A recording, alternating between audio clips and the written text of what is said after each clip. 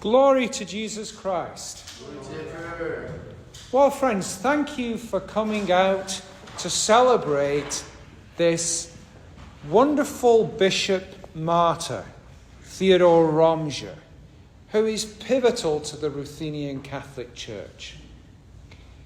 Like all of our bishops under Soviet occupation, Soviet tyranny, he was offered the chance to join himself and his diocese to the Orthodox Church. Just sign a piece of paper. We'll make life very easy for you. And he said no. And it cost him his life.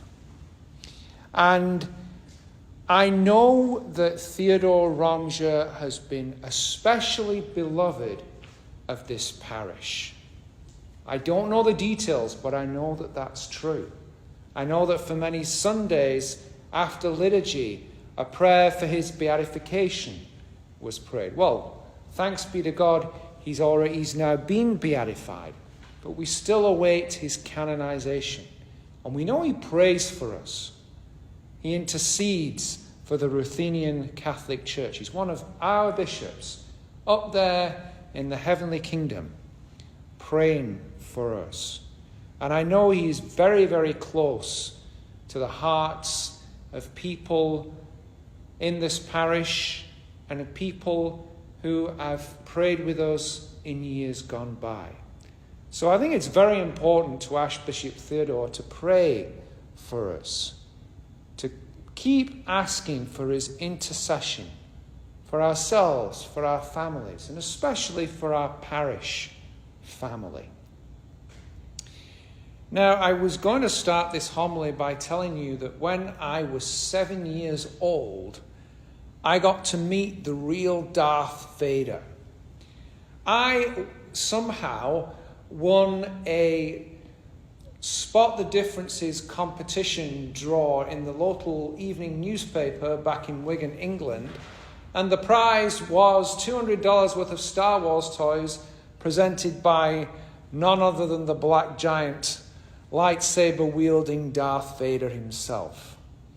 And so one Saturday evening we got to go to the English equivalent of Toys R Us after it had closed, and they turned the lights off and in comes Darth Vader himself carrying a red lightsaber, 7 foot tall and 7 foot wide, in the exact same costume he'd worn on the movie, going...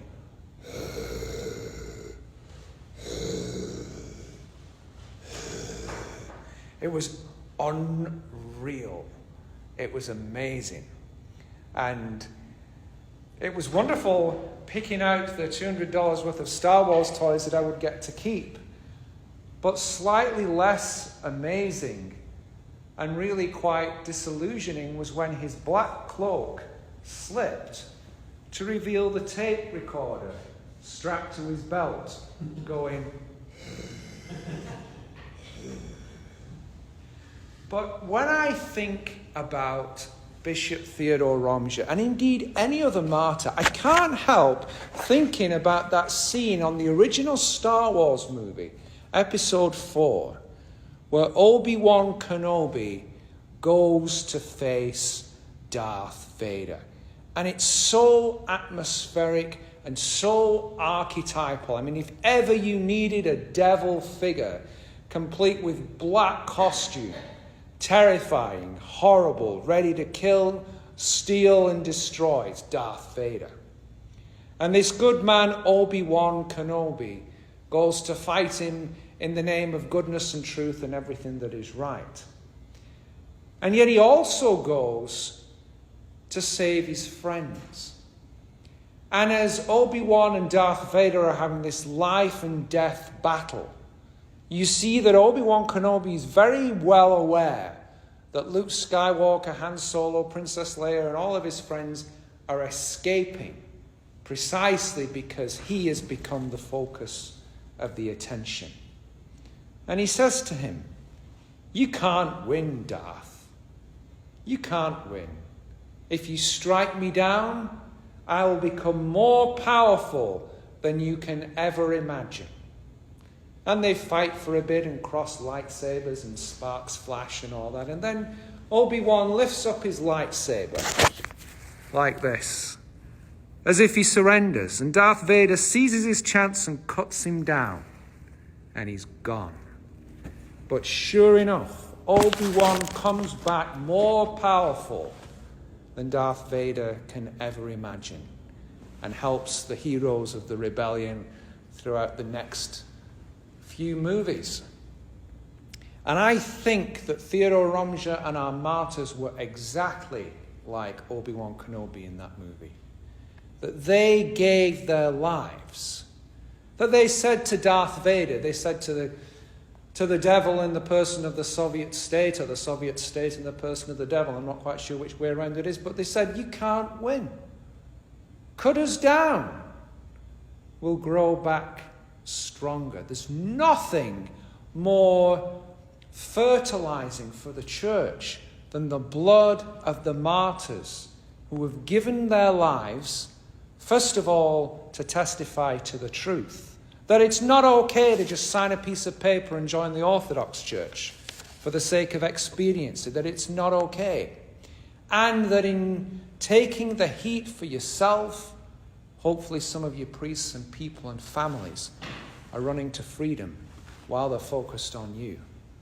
Thanks be to God for our martyrs. So,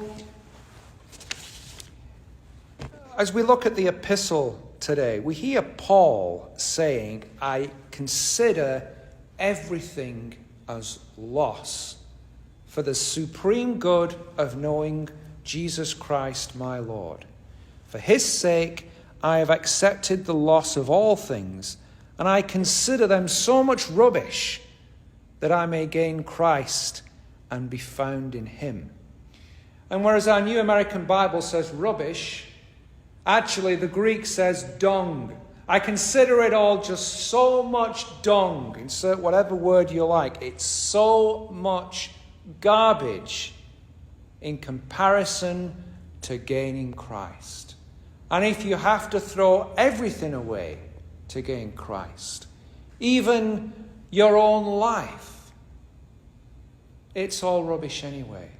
And it's worth it that you may be found in him, that you may gain him.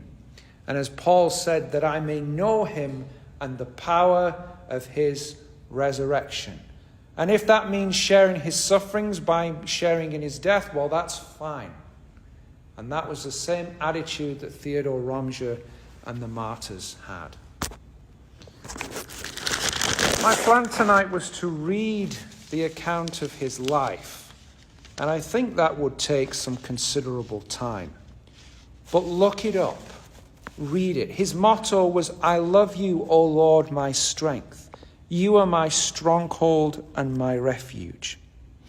He wrote once to a friend in Rome saying, I am going with a deep conviction of doing the will of God, and therefore I do not fear what will happen to me. He later wrote, I live as a pauper and yet feel happy and satisfied.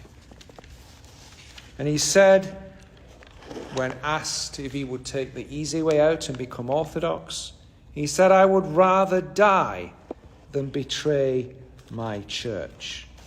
And so from that point, it became war. He said, they are taking from us our priests and our churches, but they will never be able to take our faith away from us. Faith is our greatest treasure on this earth. To preserve our faith, we must even be ready to lay down our life. If we must die, then let us die, as true martyrs defending our faith. One thing is sure, that we never abandon our faith nor betray our church. So after a staged accident, in which disappointingly for the Soviets he didn't die, but he was taken to hospital, so they had to impose a secret agent nurse who ultimately killed him with poison, and a particularly horrible poison to give you a particularly horrible end, I found. But on the morning of November the 1st, 1947, he was found dead. Blessed Theodore Rominger was beatified by Pope John Paul II on June the 27th, 2001, and his relics are still enshrined in the Holy Cross Cathedral in Užhorod.